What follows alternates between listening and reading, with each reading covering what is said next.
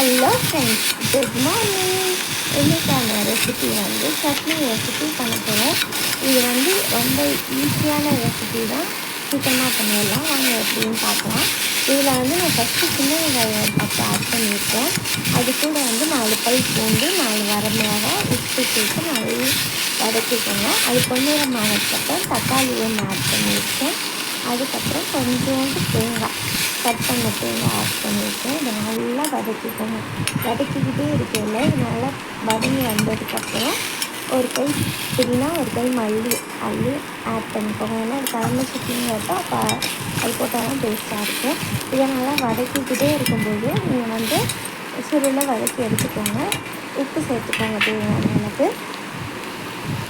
அதுக்கப்புறம் வந்து இதை நீங்கள் ரொம்ப நாள் யூஸ் பண்ணோன்னா புளி வச்சு கூட நீங்கள் அரைச்சிங்கன்னா 1 வீக் கூட வரும்.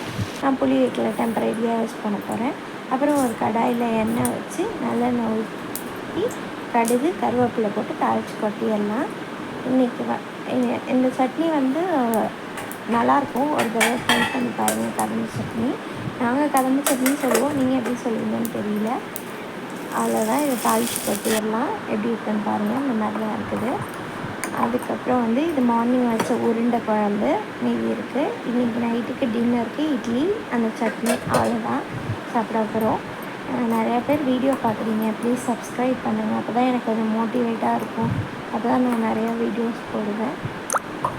ப்ளீஸ்.